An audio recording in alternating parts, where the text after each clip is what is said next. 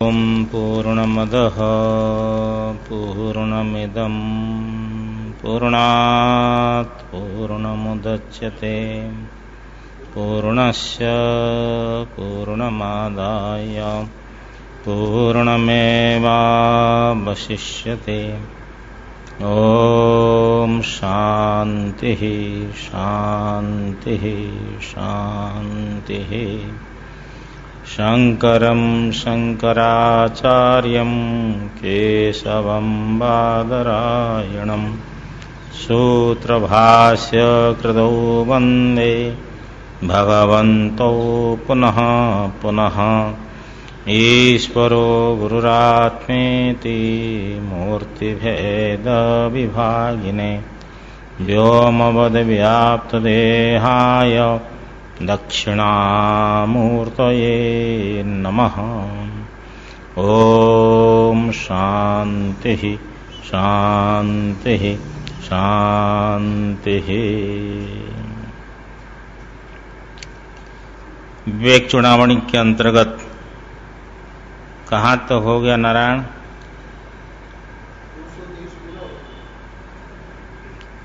हाँ, आज ब्रह्म और जगत की एकता का प्रसंग चलाएंगे। अब इसके पहले 198 श्लोक पहले देखा जाए, थोड़ा सा स्पष्टीकरण करेंगे 198 का।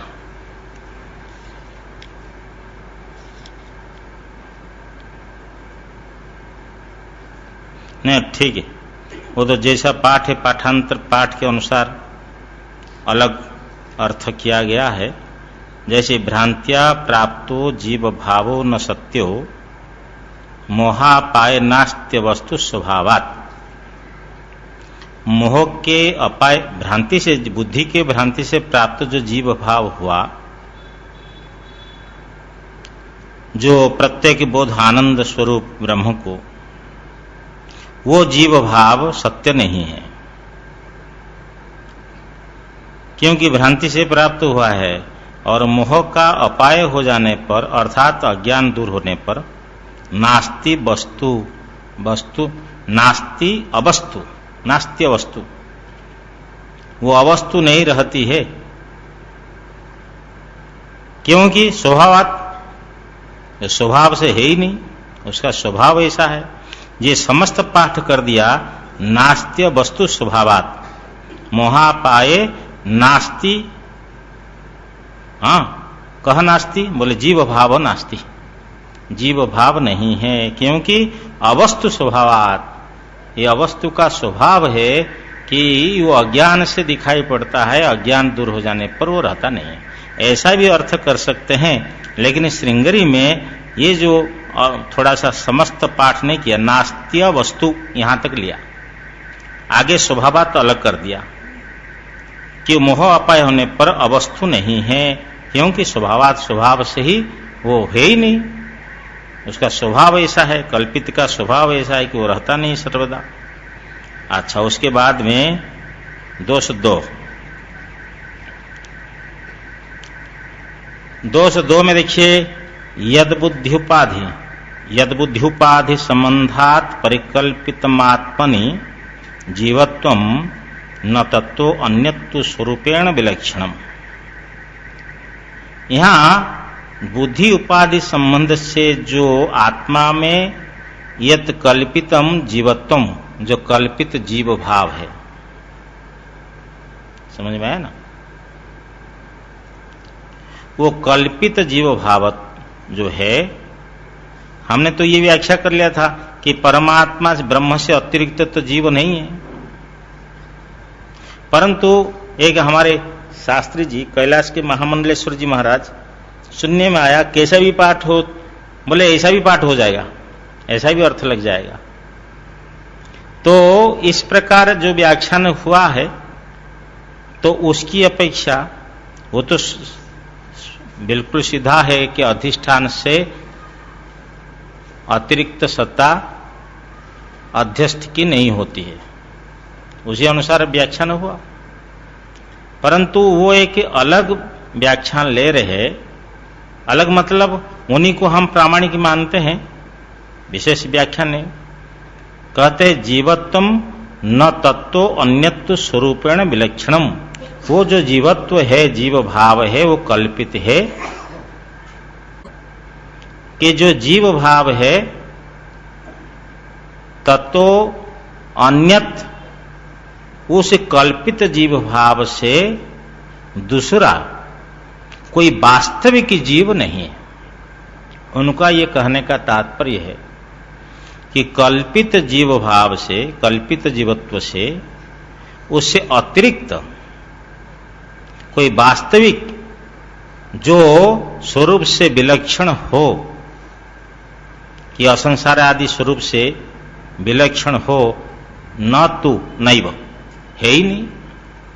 अर्थात जीवात्मा का जो जीव भाव जो कल्पित है, जैसे न्यायिक लोग मानते हैं कि परमात्मा और जीवात्मा में भेद,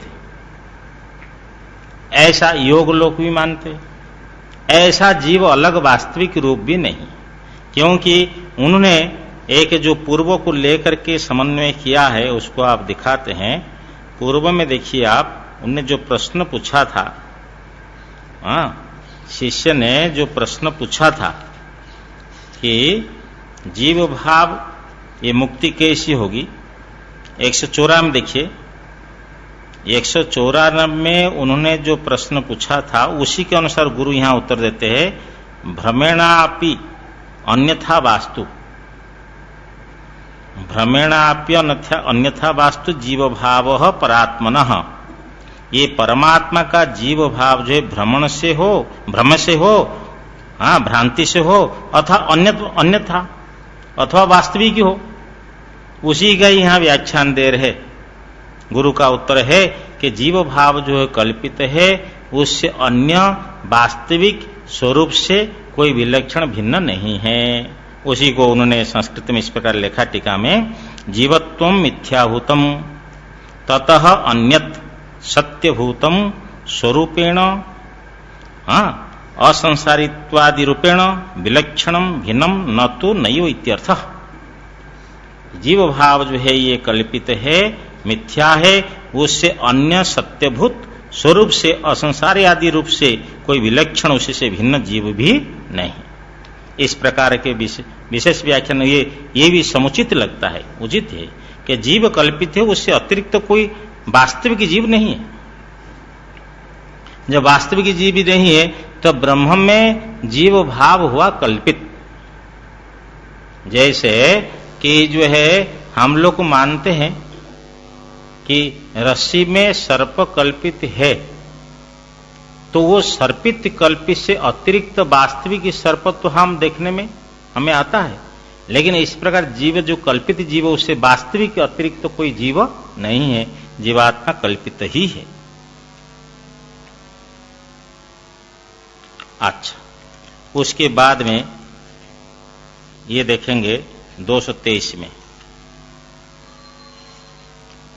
223 में कल एक दो शब्द आए थे, नित्यम विभुम सर्वगतम सुसूक्ष्मम।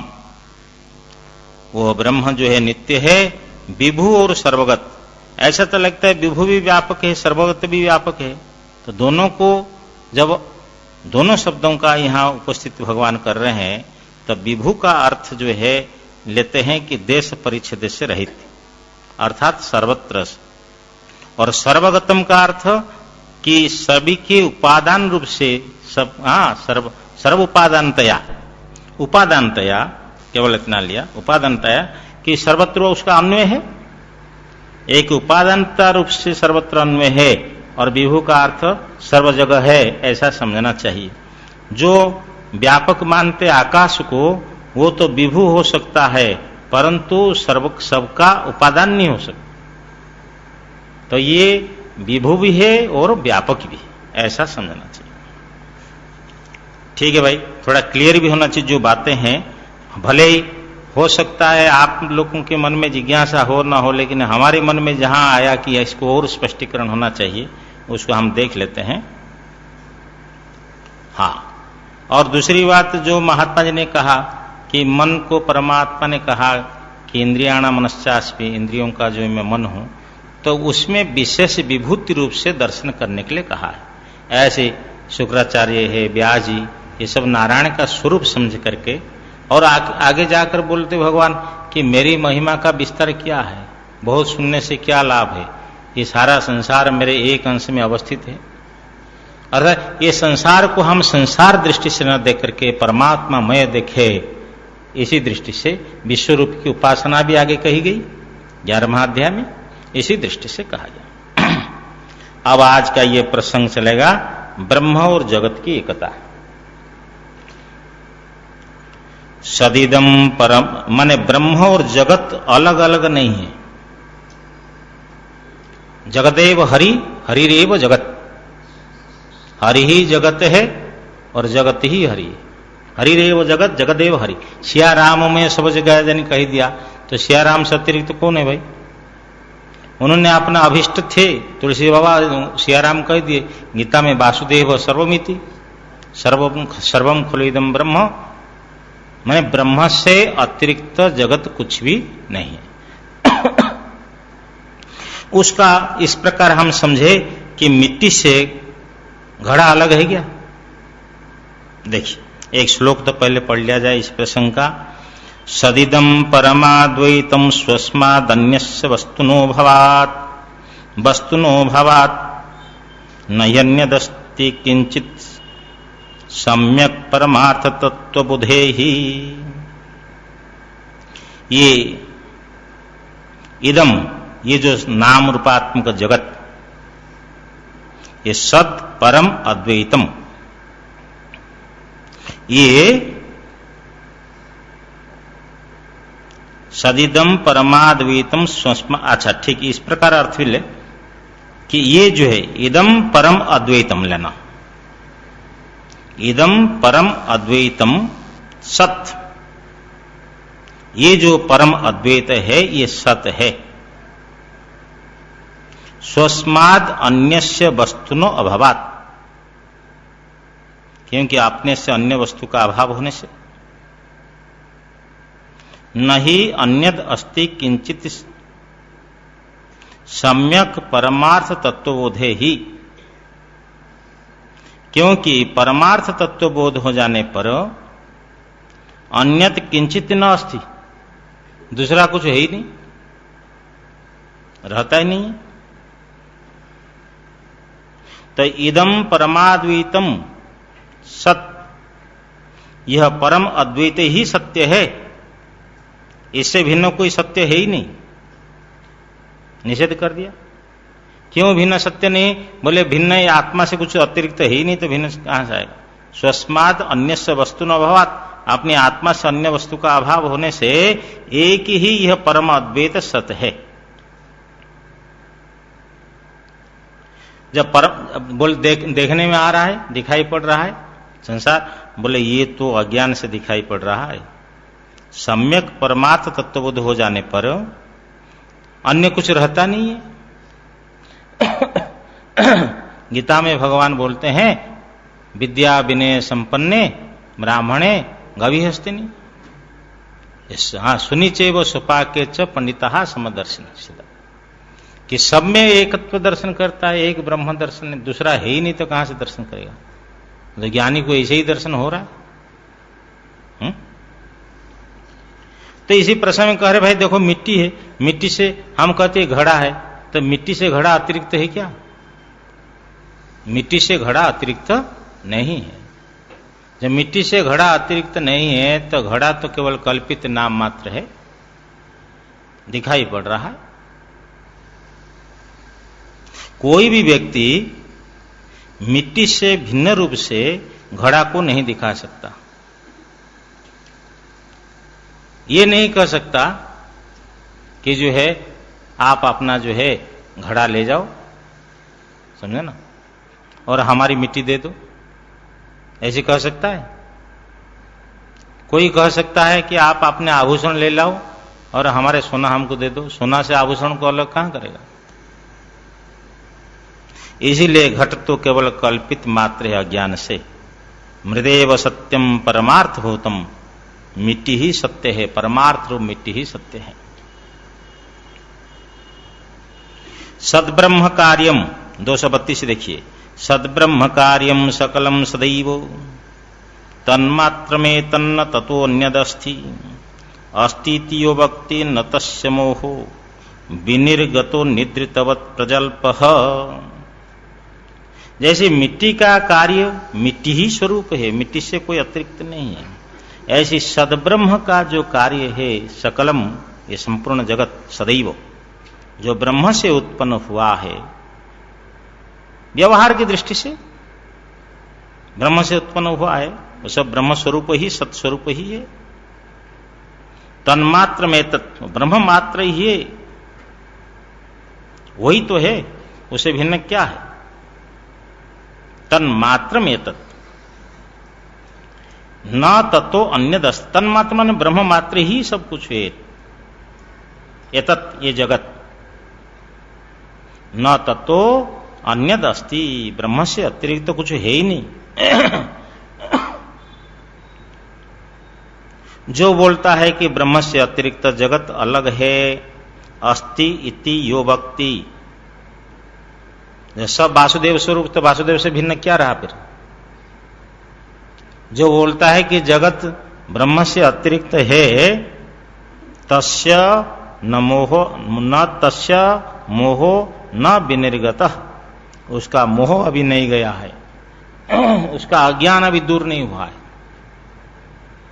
निद्रितवत् प्रजल्पः, उसका जो कथन है, उसका जो बोलना है, जैसे सोया हुआ व्यक्ति बोलता है, असंबंधित बात बोलता है। अरे सोया हुआ व्यक्ति कुछ भी बोलता है, पकड़ो पकड़ो आया था धर दो, हाँ लो जाओ, हाँ क्यों भाई मेरे को गाली दे रहा है, कुछ भी बोलता है, तो निद्रा से बोलता है। तो निद्रितवत् उसका इस प्रकार कथन है कि विनिर्गतो निद्रितवत् प्रजल्पः, ये तो विनिर्गत है उनका, यह लेना अस्तित्व व्यक्ति जो कहता है कि ब्रह्म से अतिरिक्त संसार है, अन्य है, न तस्य मोहो विनिर्गतो, उसका मोह नहीं गया है, उसका अज्ञान दूर नहीं हुआ है। निद्रितवत्, निद्रालु के समान, निद्रायुक्त व्यक्ति के समान, जो सोया हुआ व्यक्ति के समान उसका कथन है, प्रजल्प है। ब्रह्मैवेदं विश्वमित्येव वाणी श्रौति वृते थर्वनिष्ठा वरिष्ठा तस्मादेतद् ब्रह्म मात्रं हि विश्वं नाधिष्ठानात् भिन्नता आरोपितस्य, नाधिष्ठानात् भिन्नता आरोपितस्य। ये ब्रह्मैव इदं विश्वम, यहां इदम का अर्थ जगत लेना, ये जो विश्व है ये सब ब्रह्म स्वरूप है। इस प्रकार अथर्वनिष्ठा वरिष्ठा, अथर्वनिष्ठा श्रौति वाणी वृते, जो श्रेष्ठ अथर्ववाणी माने मुंडोक उपनिषद, ये श्रुति वाणी जो है बोलती है, ये सब ब्रह्मरूप है। तस्मात् एतद् ब्रह्ममात्रं ही विश्वम, इसलिए एतद् विश्वम ब्रह्ममात्र ही, ये संपूर्ण विश्व ब्रह्ममात्र ही है, ब्रह्म ही है। क्योंकि ये पंक्ति याद रखनी चाहिए, नाधिष्ठानात् भिन्नता आरोपितस्य, अधिष्ठान से आरोपित की भिन्नता नहीं होती है। अधिष्ठान से जो आरोपित है उसमें भिन्नता नहीं होती है। रस्सी में सर्प आरोपित है, तो रस्सी से सर्प भिन्न नाम कोई वस्तु नहीं है।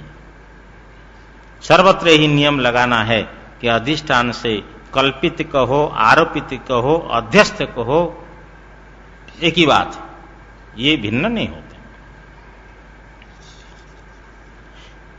अब जो है आगे का प्रसंग ब्रह्म निरूपण है। इसी ब्रह्म निरूपण को हम लोग देखें कि ब्रह्म का स्वरूप क्या है।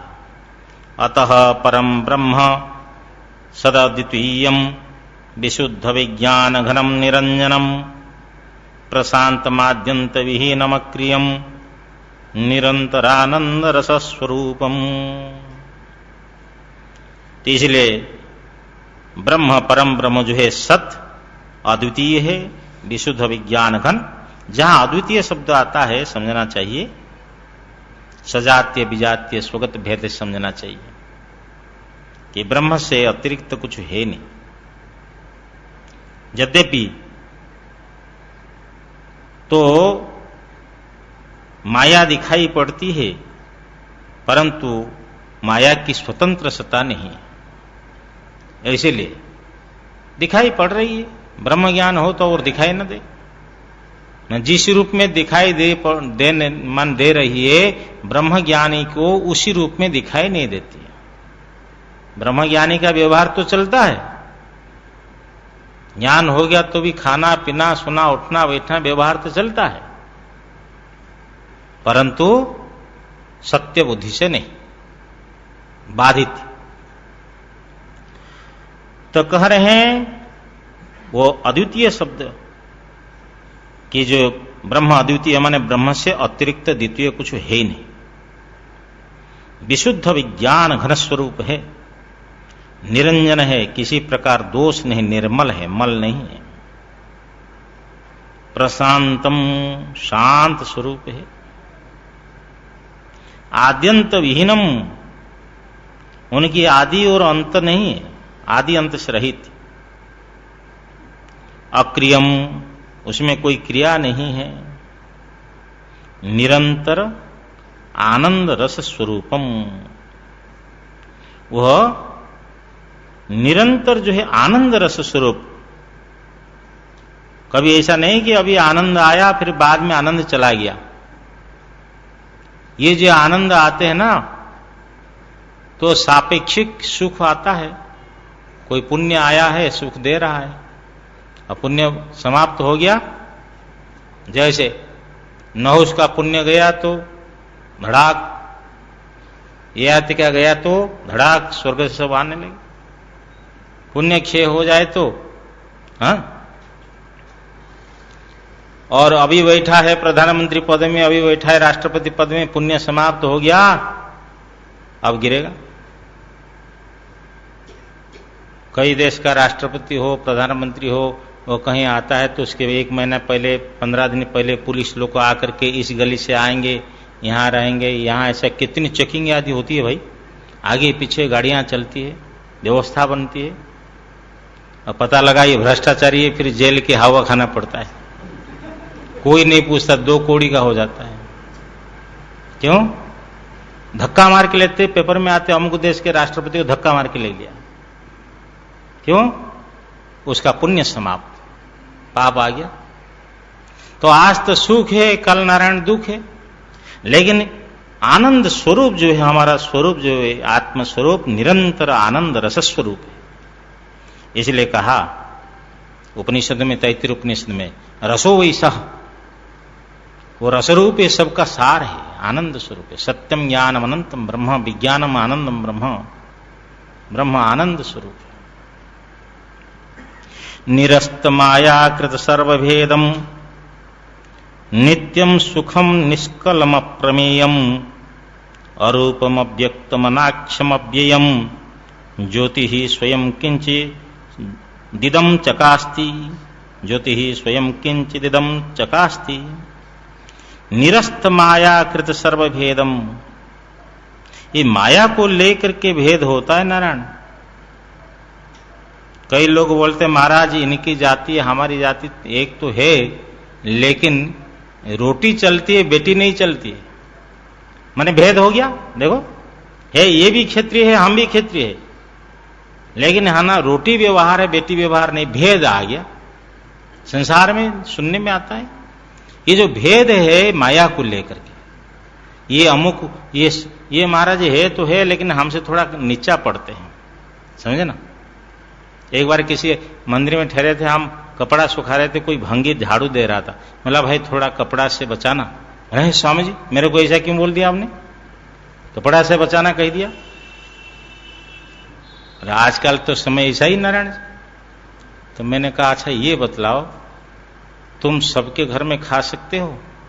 बोले महाराज सबके घर में खा सकता हूं लेकिन धोबी के घर में नहीं खाऊंगा। मतलब तुम नहीं खाओगे तो हम तुमसे कैसी, बोलो तो कई लोग आते हैं, उनसे पूछो तुमसे भी कोई छोटी जाती है, वो 10-20 की गिनती कर लेगा, महाराज वो सब हमसे छोटे पड़ रहे हैं। उनमें भी भेद है, जिनको हम शेड्यूल कास्ट कहते हैं। भेद तो माया को लेकर सब में है नारायण जी। ईसाइयों में भेद है, ये बैप्टिस्टी है, प्रोटेस्टेंट है, क्या क्या कैथलिक है, उनमें भी भेद है। मुसलमान में शिया सुन्नी आदि सब भेद है। ये माया को लेकर के भेद है, लेकिन ब्रह्म आत्म स्वरूप में कोई भेद नहीं है।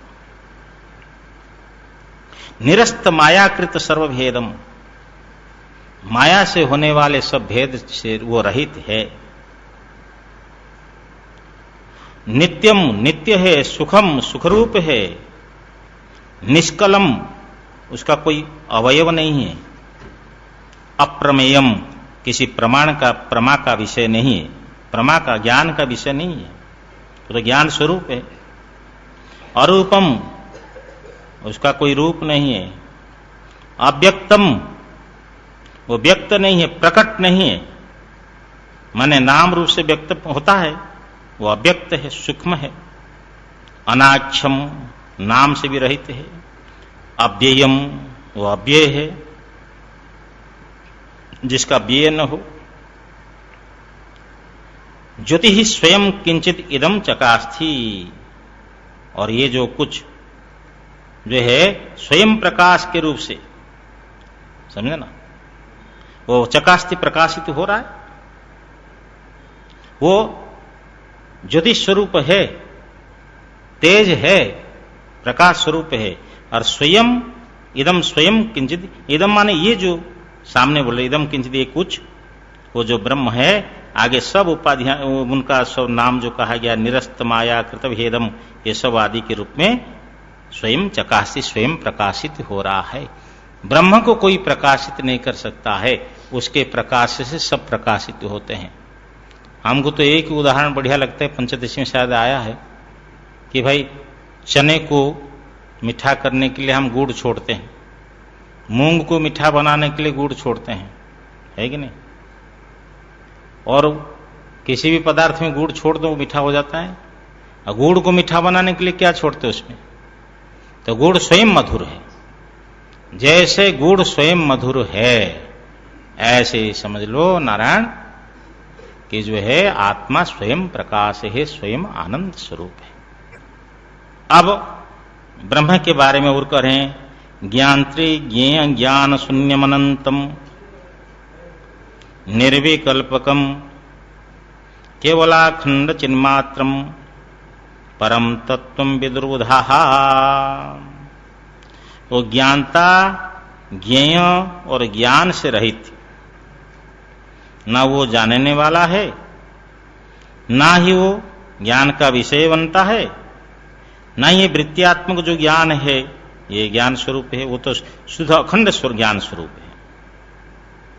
अनंतम माने सापेक्षिक जो ज्ञान शब्द आता है वो ज्ञान नहीं है। ज्ञान तो अनित्य ज्ञान स्वरूप नहीं है, ज्ञप्ति स्वरूप है। अनंतम अंत से रहित है, निर्विकल्पकम और वो निर्विकल्प स्वरूप है, कोई विकल्प उसमें नहीं, केवल अखंड चिन्ह मात्र। ऐसे परम तत्व को बुद्धजन जानते हैं, वो केवल अखंड चैतन्य मात्र परम तत्व है। इस प्रकार जो ज्ञानी लोग समझते हैं, अनुभव करते हैं। तो ऊपर में जो ज्योति स्वरूप आया, वो ज्योति को प्रकाश स्वरूप ले सकते हैं, और स्वयं चकास्ति स्वयं प्रकाशित हो रहे, किंचित इदम ये कुछ प्रकाशित हो रहा है। महावाक्य विचार, क्योंकि ब्रह्म निरूपण हुआ कि शुद्ध आनंद स्वरूप है, परंतु महावाक्य क्या करता है? महावाक्य करता है ब्रह्म और जीव का एकत्व, ब्रह्म की उपाधि को त्याग करके और जीवात्मा की उपाधि को त्याग करके जो शुद्ध चैतन्य स्वरूप, इसका एकत्व बोध कराता है। कई महावाक्य है, उसमें 4 महावाक्य प्रसिद्ध है। यहां एक महावाक्य को लेकर कहते हैं गुरु जो है उपदेश करते हैं, तत्त्वम असि, वही तुम हो। जो इस जगत की उत्पत्ति के पहले सद ब्रह्म तत्व,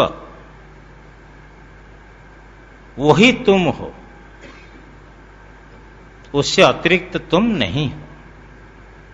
अपने पुत्र को समझाया ऋषि ने, 9 बार कहा तत्त्वमसि, तुम वही हो। कहेंगे महावाक्य तो बहुत बड़ा होना चाहिए, ये तो छोटा है। तत्त्वमसि, इसको महावाक्य क्यों कहा? महावाक्य कोई कलेवर्स नहीं होता है, अर्थ से महान होता है। अच्छा, आपको मैं एक उदाहरण देता हूं। किसी के भतीजा की आयु है 40 वर्ष, वो चाचा की आयु 25 वर्ष, बड़ा कौन है? बड़ा कौन है भाई? बोलो। भतीजा बड़ा है? भतीजा का पैर चाचा छुएगा? नहीं छुएगा। देखो, 40 साल होने पर भी बड़ा नहीं हो पाया, क्योंकि संबंध से बड़ा नहीं हुआ, उम्र से बड़ा हो गया, सही है। ऐसे इसका अर्थ महान है। बहुत बड़ा वाक्य लेकर उसका अर्थ ही छोटा हो, तो ये तत्त्वमसि छोटा वाक्य है, लेकिन अर्थ महान है, इसलिए इनको महावाक्य कहा जाता है। तत्त्वं पदाभ्याम अभिधीयमानयोर ब्रह्मात्मनोः शोधितयोर यदित्थम श्रुत्या तयोस्तत्त्वमसीति सम्यग् एकत्वमेव प्रतिपाद्यते मुहुः। तत्त्वं पदाभ्याम अभिधीयमानयोर ब्रह्मात्मनोः, तत् पद के द्वारा और त्वम पद के द्वारा कहे जाने वाले ब्रह्म और आत्मा, तत् के द्वारा ब्रह्म और तुम के द्वारा जीवात्मा, ये जब इन दोनों का शोधित हो जाता है, शोधित का अर्थ जो आगंतुक को निकालना, जैसे चंदन की लकड़ी में काई जम गई, आप घिसोगे तब काई को निकालना है या चंदन को निकालना है? जो आगंतुक है उसको निकालना है, तो काई को निकाल दे। ऐसी ब्रह्म में माया और जीवात्मा में यहां पंचकोश बुद्धि आदि, ये सब आगंतुक है, अविद्या है। ये सब आगंतुक होने से इनको निकालना है, इन्हीं के कारण से विरोध है। तो उपाधि को हटा देने के बाद में उधर भी चैतन्य इधर भी चैतन्य, ब्रह्म में माया है और यहां अविद्या है। वहां के ब्रह्म को हटा दीजिए, यहां के अविद्या को हटा दीजिए, व्यष्टि अविद्या को, पंचकोश आदि को, तो शुद्ध ब्रह्म और शुद्ध चेतन रहा। इसी शुद्ध चेतन में एकता है, इसी शुद्ध चैतन्य में एकता है। शोधितयोर यद इत्थम, जो इस प्रकार शोधित होता है, तयोहो शोधितयोर, इस प्रकार उन दोनों शोधितों का तत्त्वमसीति श्रुत्या, तत्त्वमसि इस प्रकार श्रुति से सम्यक एकत्वम एव मुहुः प्रतिपाद्यते, सम्यक प्रकार से एकत्व का ही बार बार प्रतिपादन किया जाता है। अर्थात श्रुति बार बार प्रतिपादन करती है कि ब्रह्म और जीव एक है।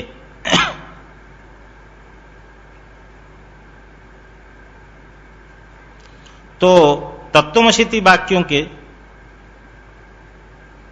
तत्त्वमसीति वाक्य के द्वारा क्या किया जाता है? इस प्रकार शोधन किया जाता है। इत्थम माने इस प्रकार, जो तत्व पदाभ्याम अभिधीयमानयोर, माने तत्व और त्वम के द्वारा कहे जाने वाले जो ब्रह्म और आत्मा, उसका शोधन किया जाता है।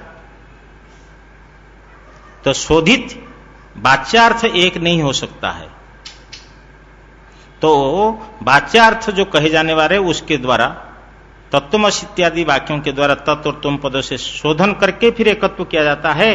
वास्तविक वाच्यार्थ में एकत्व नहीं हो सकता है। यदि इत्थम जो इस प्रकार शोधित हो जाते हैं तो शोधित होने के बाद में तत्वमसि के द्वारा क्या होता है, शोधित करके ही तत्वमसि वाक्य के द्वारा उनका एकत्व बार बार प्रतिपादन किया जाता है। तो फिर उनका ऐक्य क्या वाच्यार्थ है, वही कह रहे ऐक्यम तयोर लक्षितयोर न वाच्योर निगद्यते न्योन्य विरोध धर्मिण हो खद्यत्व भान्योर युवराज भृत्यो हो गोपाम्बुरास्य हो परमाणु मेरु हो। ये दोनों का जो ऐक्य है वो लक्षित में ऐक्य है, वाच्य में नहीं है। वाच्य और लक्ष्य में समझना चाहिए। माने शब्द बोल रहा है, उसका एक वाच्यार्थ होता है कि लक्ष्यार्थ होता है। वाच्यार्थ में क्या है कि जो शक्ति विशिष्ट पद में एक शक्ति है जो पद के अर्थों को प्रकाश करता है, उसका नाम शक्य। एक होता है शक्तम पदम, पद शक्त होता है, और उसका वाच्यार्थ शक्य है। जैसे उदाहरण स्वरूप यहां बहुत से सब्जी हैं, मैं कहूंगा भाई वो दूधी सब्जी ले आओ, आप कहीं महाराज दूधी किसको बोलते हैं यहां, क्योंकि वृंदावन में दूधी शब्द क्या जानते नहीं है। पहले आप प्रश्न पूछेंगे महाराज किस सब्जी का नाम दूधी है, हम कहीं गुजरात में लौकी को दूधी बोलते। आप समझ गए दूधी का अर्थ लौकी। देखो पहले शब्द से वस्तु का ज्ञान हुआ, तो ये तो वाच्यार्थ हुआ। जैसे हम करें गंगायाम घोषः, गंगा में अहिरों की वस्ती है।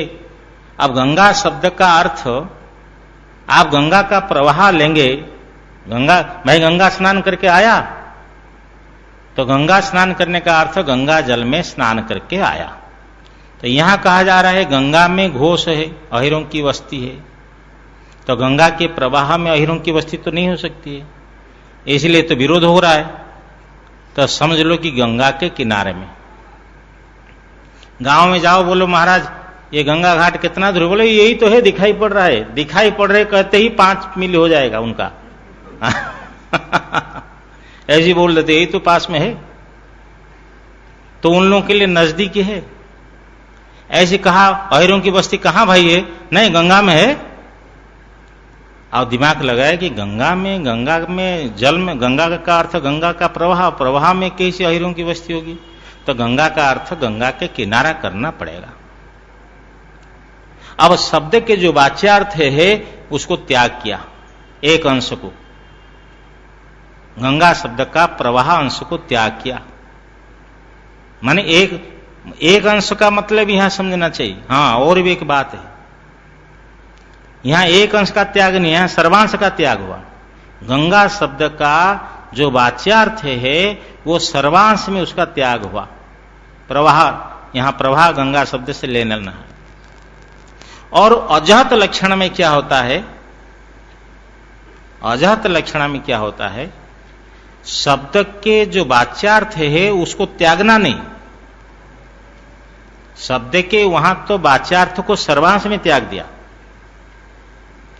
और अजहत लक्षणा में शब्द के वाच्यार्थों को भी लेना और साथ साथ में और भी उसका जो बनता है उसको भी लेना है।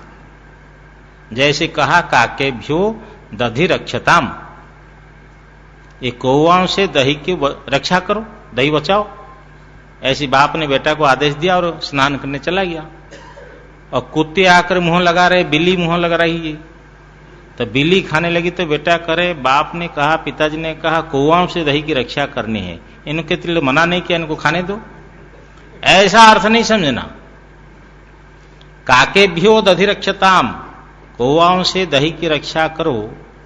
यहां कौवा शब्द का अर्थ दही का जो भी विघातक होगा, जो भी नष्ट करने वाला होगा, उससे रक्षा करो। देखो कौवा शब्द से हम कौवा को भी लेते हैं और साथ साथ में कुत्ते बिल्ली को भी लेते हैं। यहां वाच्यार्थ के साथ साथ में अन्य को भी हम लेते हैं। इसको बोलते अजहत लक्षणा। और जहत लक्षणा कि शब्द के वाच्यार्थ को सर्वांश में हम छोड़ देते हैं। और एक होता है जहत लक्षणा, अजहत लक्षणा। एक जहत, एक अजहत, और एक जहत अजहत उभयात्मिका भाग त्याग लक्षणा उसको बोलते हैं। एक अंश को त्यागना, एक अंश को नहीं त्यागना। जैसे कहा स्वयं देवदत्त, वही देवदत्त है। 5 वर्ष के पहले देवदत्त को देखा था। कहाँ? ऋषिकेश में। आज वृंदावन में देख रहा है। तो ऋषिकेश देश विशिष्ट और वह तत्काल विशिष्ट जो देवदत्त है, और ये जो वृंदावन देश विशिष्ट और वर्तमान समय काल का काल विशिष्ट जो देवदत्त है, वो तो अलग अलग हो जाएंगे। इसलिए उसी देश को छोड़ो, उसी काल को छोड़ो, इसी देश को छोड़ दो, इसी काल को छोड़ दो, एक देवदत्त शुद्ध है। इसी प्रकार भाग त्याग, ब्रह्म में माया है, चेतन है, और जीवात्मा में अविद्या है, चेतन है। उसके माया को त्याग करो, एक देश को, चेतन को लीजिए। और जीवात्मा में तो इसका भी अविद्या है, अविद्या को त्याग कर दो, चेतन है, चेतन अंश को लीजिए। वहां माया गई, यहां अविद्या गई, चेतन चेतन एक हो गया। ये हो गया इसका शोधन। इस प्रकार शोधित में एकत्व होता है, वाच्यार्थ में एकत्व नहीं होता है, लक्ष्यार्थ में एकत्व होता है। ये कहने का तात्पर्य है इस प्रसंग में कि वाच्य परस्पर विरोध है। ऐक्यम तयोर लक्षितयोर न वाच्योर निगद्यते अन्योन विरुद्ध धर्मिणो हो। परस्पर विरुद्ध धर्मी के लक्षित में एकत्व कहा जाता है, वाच्य में नहीं। उदाहरण दिया, खद्यत भानुरीव। जैसे जुगुन है और सूर्य है, तो जुगुन का प्रकाश और सूर्य का प्रकाश, प्रकाश दृष्टि से तो एक है, लेकिन इसके शरीर के छोटा क्षुद्रपना है और उसका काय कलेवर है, तो उनका विशाल आकार, इन्हीं के आकार को छोड़ दीजिए, प्रकाश को प्रकाश लीजिए, एक है। राजभृत्य यो हो, राजा की उपाधि राज्य है, और सैनिक की जो भृत्य की है अथवा जो सेवक है उसकी जो उपाधि है, तो वो जो है तो सेवा है, अथवा कोई सैनिक है उसकी उपाधि जो है ढाल आदि है, तलवार आदि है।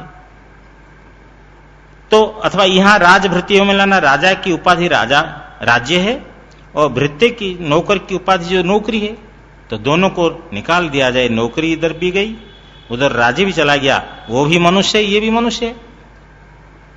कुपाम्बुरास्य हो, कुआं का जल और समुद्र का जल, ये दोनों में एकत्व कैसे होता है? बोले समुद्र रूपी उपाधि को छोड़ दो, कुआं रूपी और कुआं रूपी उपाधि को त्याग दो, केवल जलत्व रूप से दोनों का जल एक है। परमाणु मेरु हो और परमाणु छोटा है, मेरु विशाल है, दोनों में एकता कैसी होगी? बोले परमाणु तो इसका माने छोटापना जो है, छोटे के आकार को त्याग कर दो, मेरु के विशाल आकार को त्याग कर दीजिए। पदार्थ रूप से, पार्थिव पदार्थ रूप से एक है, भिन्नता नहीं है। हाँ, ये भी पार्थिव है, वो भी पार्थिव है, इस प्रकार भिन्नता नहीं होगी। जहां इस प्रकार कहा जाता है तो वहां दोनों का जो है तो लक्षित अर्थ को लेकर के एकत्व किया जाता है, वाच्यार्थ को लेकर के नहीं। इस प्रकार आगे का प्रसंग देखिए, ब्रह्म भावना। यह यहां 2-4 प्रसंग ऐसा है जो ब्रह्म का निरूपण से लेकर के जगत ब्रह्म की एकत्व है, ब्रह्म निरूपण और महावाक्य विचार। उसके पहले जो कहा दिया ब्रह्म और जगत की एकता, यहां ये ब्रह्म भावना, ये सब समझ लो कि विवेक चूड़ामणि का ये हृदय है। आगे भी 2-3 प्रसंग और आएंगे। अब देखो, ब्रह्म भावना करनी, साधक को सोचना चाहिए कि मैं आत्मा हूं, मैं शरीर नहीं हूं, मैं ही ब्रह्म सच्चिदानंद परिपूर्ण आनंद स्वरूप हूं। इस प्रकार वेदांत विचार करने वालों के लिए, जो भक्ति में चलते हैं, वो तो इस प्रकार उनको वो विचार करते हैं, प्रभु मैं आपका दास हूं, मेरा आप कल्याण कीजिए। एकत्वेन पृथक्त्वेन बहुधा विश्वतो मुखम, भगवान गीता में बोलते हैं। कि इस प्रकार की उपासना करते हैं, समझते हैं।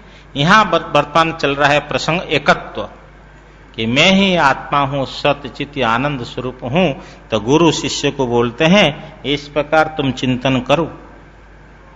कौन?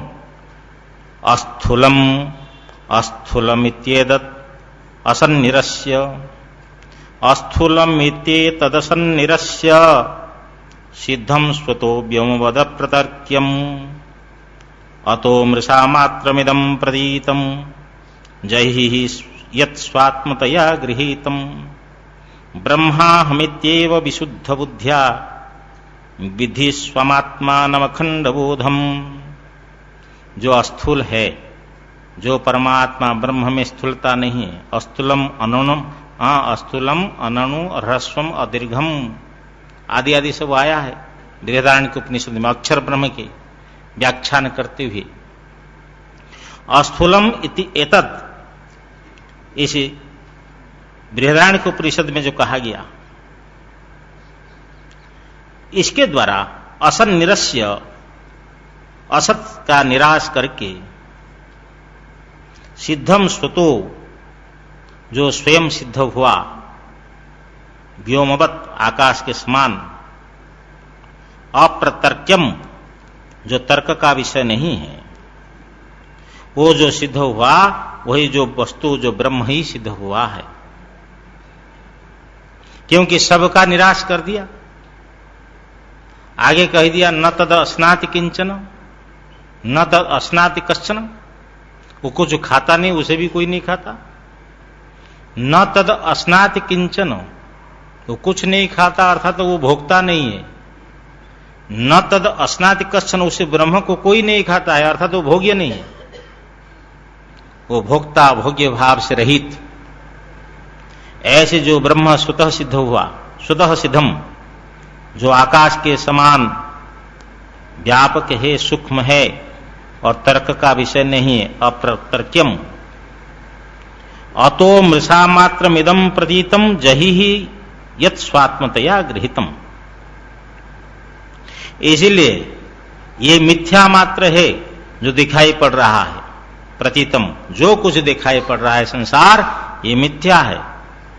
और सच्चाई तो यही है, संसार में अनासक्त होगा तो परमात्मा को भजन कर सकता है, संसार में आसक्त होगा तो परमात्मा का भजन भी नहीं होगा।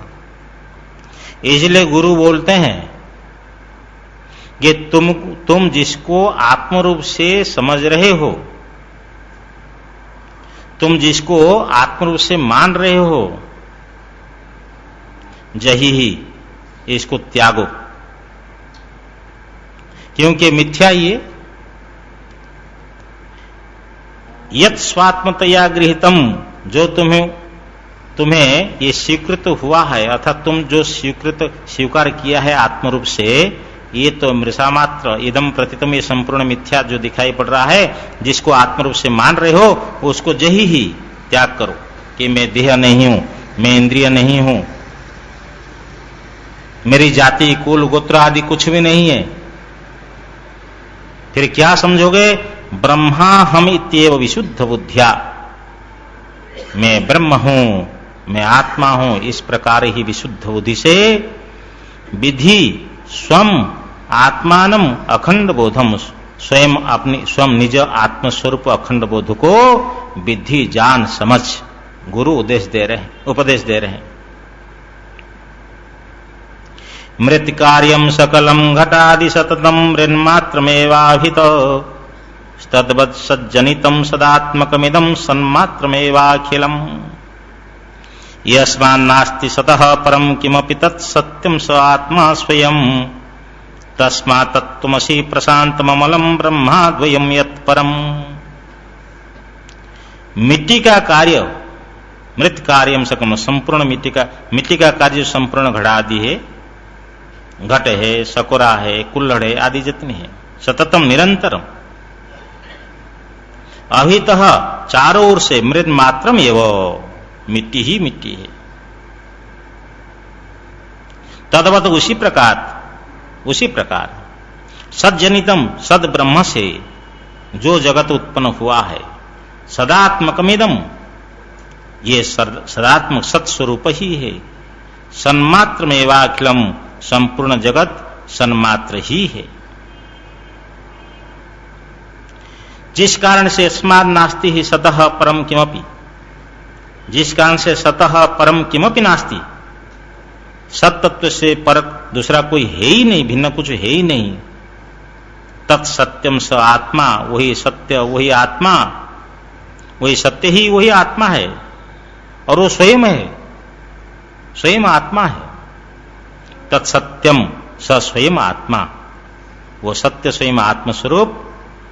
तस्मात्, इसलिए तत्त्वम असि, वही तुम हो। प्रशांतम अमलम, प्रशांत हो, निर्मल हो। ब्रह्मा द्वयम यत् परम, जो परम अद्वय ब्रह्म है, प्रशांत निर्मल है। तस्मात्, इसलिए जो पर ब्रह्म अद्वैत प्रशांत निर्मल परम ब्रह्म है, त्वम असि, वही तुम हो। तस्मात्, तत् माने ऐसा लगाना, तस्मात् इसीलिए, यत् परम ब्रह्म, यत् प्रशांतम अमलम परम ब्रह्म अद्वयम, जो प्रशांत अमल, यत् प्रशांतम अमलम परम अद्वयम ब्रह्म, तत्त्वम असि, जो पर प्रशांत निर्मल अद्वय ब्रह्म है, वही तुम हो। तत्त्वम असि, वही तुम हो। निद्रा कल्पित देश काल विषय ज्ञात्रादि सर्वं यथा मिथ्या तद्वदीहापि जागृति, मिथ्या तद्वदीहापि जागृति जगत् स्वाज्ञान कार्यत्वतः यस्मादेवमिदं शरीर कारण, यस्मादेवमिदं शरीर करण प्राणाहमाद्यप्य सत्, तस्मात् तत्त्वमसि प्रशान्तममलं ब्रह्माद्वयं यत्परम। निद्रा से कल्पित देश काल विषय ज्ञानता आदि सर्वम यथा मिथ्या, मैं स्वप्न में देख रहा है, तो निद्रा के कारण से देख रहा है मैं अमुक देश में हूं, मैं अमुक समय में हूं, ये सब विषय है, ये जानने वाला है, जानने में आता है, इत्यादि इत्यादि। निद्रा से कल्पित देश काल विषय जैसे ज्ञानता आदि, ये जैसे सर्वम यथा मिथ्या, जैसे ये सब के सब मिथ्या है, तद्वद उसी प्रकार यापि जागृति, इस जागृत अवस्था में भी अज्ञान के कार्य होने से जगत भी मिथ्या है।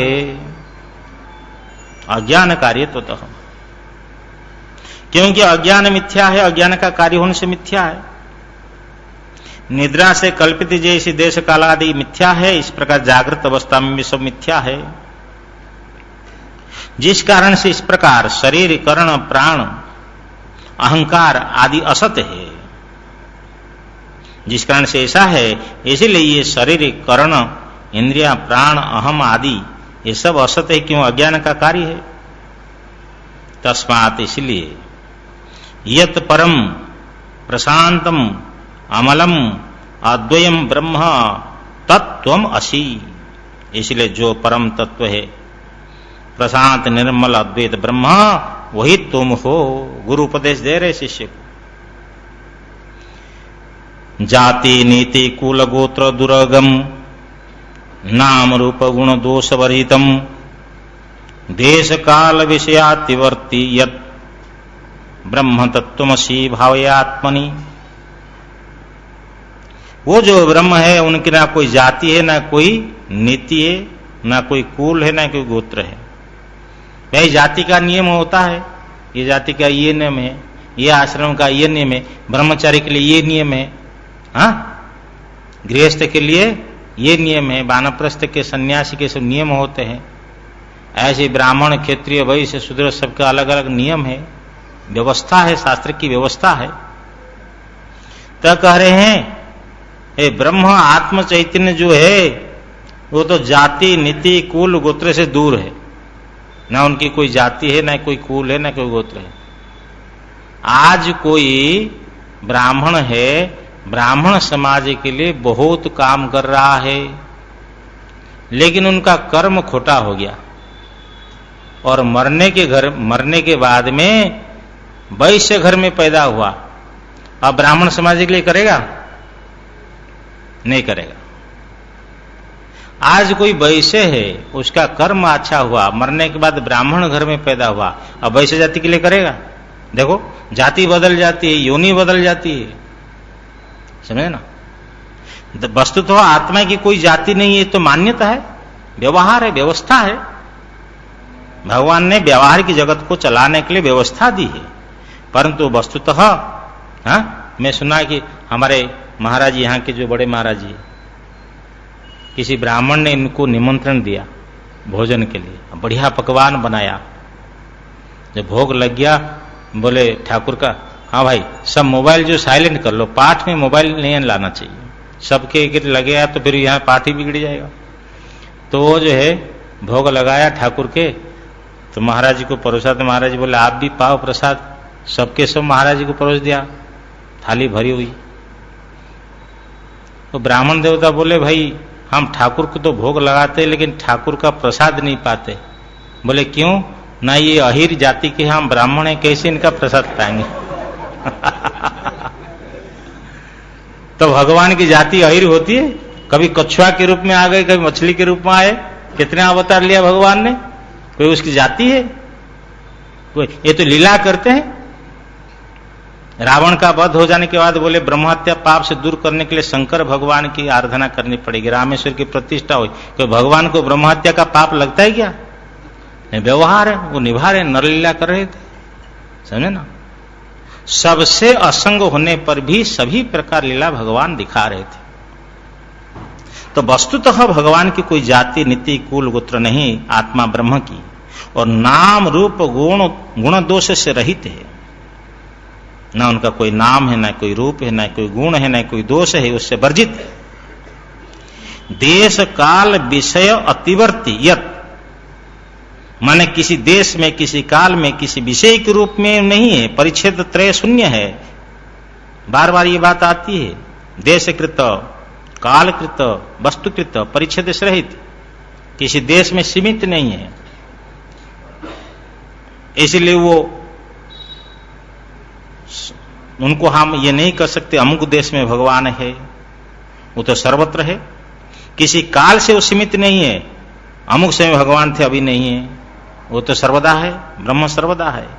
कि किसी विषय के रूप में नहीं है, वो तो सर्वरूप है। इसीलिए बोलते हैं देश काल वस्तु विषय परिच्छेद से, देश काल वस्तु से, देश परिच्छेद, काल परिच्छेद, वस्तु परिच्छेद से रहित है। यद ब्रह्म, जो ब्रह्म है, तत्त्वम असि, तुम वही हो, भावय आत्मनि, इस प्रकार अपने अंतःकरण में तुम चिंतन करो, मैं वही ब्रह्म हूं, आत्मा हूं, मैं जड़ नहीं हूं, देह नहीं हूं।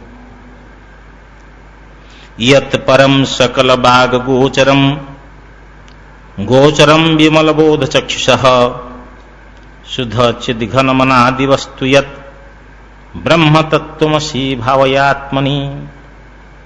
जो परम तत्व, जो सबसे पर है, माया से भी पर है, यत् परम सकल बाक अगोचरम, किसी वाणी का विषय नहीं है, समझे ना, संपूर्ण शब्दों का अविषय है। गोचरम विमल बोध चक्षुषः, और विमल ज्ञान नेत्र के द्वारा वो जाना जाता है, इसलिए विमल बोध रूपी चक्षु का विषय है। शुद्ध चिद्घन, शुद्ध चिद्घनम, शुद्ध चिद्घन, घन माने क्या जान, उसमें ठोस है और कुछ उसमें नहीं जा सकता है। जैसे उदाहरण दिया उपनिषद में कि सैंधव घन, सैंधव घन का क्यों दिया? बोले और किसी ठोस में तो कोई रह सकता है, सैंधव घन में कुछ रखो तो वो पिघाल देगा। ऐसे ब्रह्म ठोस है, ब्रह्म के अंदर कुछ रह नहीं सकता। तो ये जो है शुद्ध चिद घन, शुद्ध चैतन्य घन है, ठोस है। शुद्ध चिद घनम अनादि वस्तु, वो अनादि वस्तु है। माया अनादि है लेकिन वो अवस्तु है, ये वस्तु है। अनादि वस्तु यत, जो अनादि वस्तु ब्रह्म, यद ब्रह्म, जो ब्रह्म ऐसा है, तत्त्वमसि, वही तुम हो। इस प्रकार आत्मनि भावय, अपनी आत्मा में चिंतन करो, अर्थात बुद्धि में चिंतन करो। आज तो इच्छा थी भाई प्रकरण को पूरा करेंगे, लेकिन चलो आगे सही, तो आज इतना रहने दीजिए, समय हो गया है। ओम पूर्णमदः पूर्णमिदं पूर्णात् पूर्णमुदच्यते पूर्णस्य पूर्णमादाय पूर्णमेवावशिष्यते। ओम शांति शांति शांति। शंकरं शंकराचार्यं केशवं बादरायणं सूत्रभाष्य कृतौ वन्दे भगवन्तौ पुनः पुनः। ईश्वरो गुरुरात्मेति मूर्तिभेद विभागिने व्योमवद्व्याप्तदेहाय दक्षिणामूर्तये नमः। ओम शांति शांति।